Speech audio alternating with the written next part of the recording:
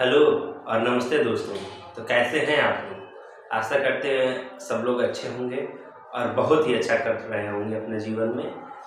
आप लोग देखना शुरू कर चुके हैं हमारा लैबमेट यूट्यूब चैनल और मेरा नाम है अभिषेक ओझा। तो आज हम लोग माइक्रोबायोलॉजी में ग्राम पॉजिटिव बैक्टीरिया के बारे में पढ़ेंगे। ग्राम पॉजिटिव बैक्टीरिया में कुछ ऐसी बैक्टीरिया हैं जिनके बारे में हम लोग डिस्कस करेंगे जो कि प्रतियोगी परीक्षाओं में और बहुत सारे एग्जाम्स में भी पूछे जाते हैं, जैसे कि स्टेफाइलोकोकस है, स्टेफाइलोकोकस ऑरियस है, स्टेप्टोकोकस निमोनी है, ये सब। तो अभी हम लोग स्टेफाइलोकोकस से चालू करेंगे। तो स्टेफाइलोकोकस का मतलब पहले समझेंगे हम लोग। तो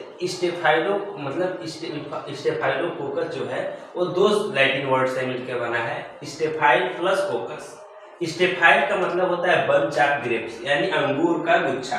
स्टेफाइल का मतलब होता है बंच ऑफ ग्रेप्स एंड कोकस मतलब अबेरी। अबेरी मतलब बेरी, मतलब कि ये गोलनुमा संरचना, बेरी के जैसी संरचना, मतलब बंच ऑफ ग्रेप्स, यानी कि कुछ इस प्रकार की संरचना।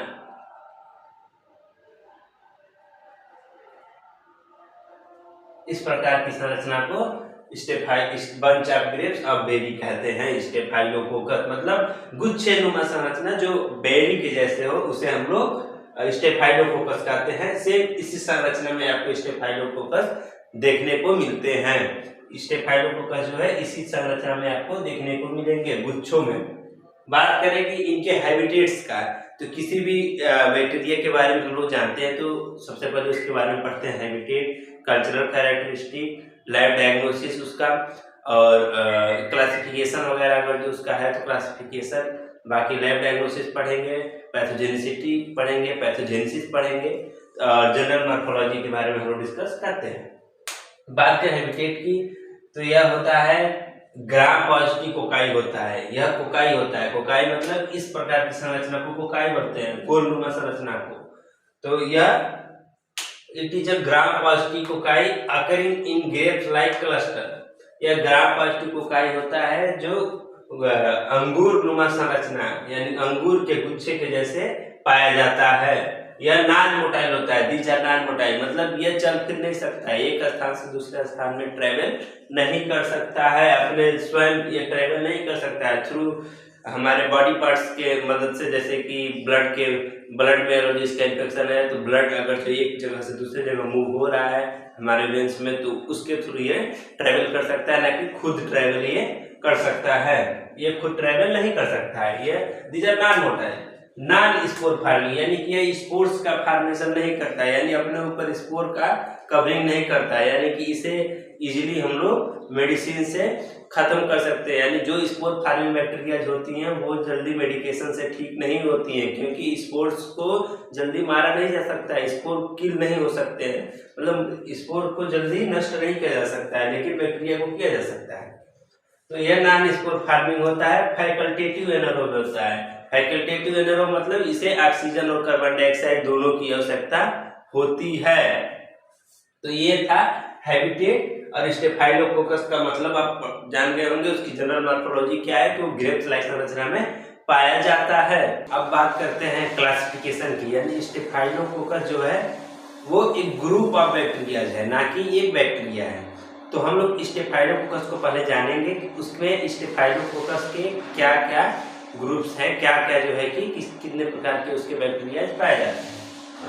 तो स्टेफाइलोकोकस का जो उसका क्लासिफिकेशन है वो बटा हुआ है दो प्रकार से, मतलब दो प्रकार के भागों में। एक मैरिडॉल फर्मेंटेशन के हिसाब से और एक जो है कि पिगमेंट प्रोटेक्शन के हिसाब से, यानी कि उसका अगर हम सिंपल मीडिया को ग्रो करा रहे हैं ब्लड आधार पे, अगर जो हम लोग न्यूट्रिएंट आधार पे ग्रो करा रहे हैं, तो उसका कलर क्या जो है हम लोग को देखने को मिल सकता है, उसका पिगमेंट का कलर क्या होगा, उसके हिसाब से यहाँ क्लासिफाई किया गया है। तो वो चार प्रकार के होते हैं। पहला जो है स्टेफाइलोकोकस ऑरियस, जो कि गोल्डन येलो कलर का दिखाई देगा, यानी कि सुनहरा कलर का। स्टेफाइलोकोकस ऑरियस को ही हम लोग इसमें गहनता से पढ़ने वाले हैं, क्योंकि ये मोस्ट इंपॉर्टेंट डिजीज काज करता है। जनरली यही आपको पाया जाता है ह्यूमंस में। स्टेफाइलोकोकस ऑरियस जो है गोल्डन येलो कलर का पिगमेंट जो है प्रोड्यूस करता है।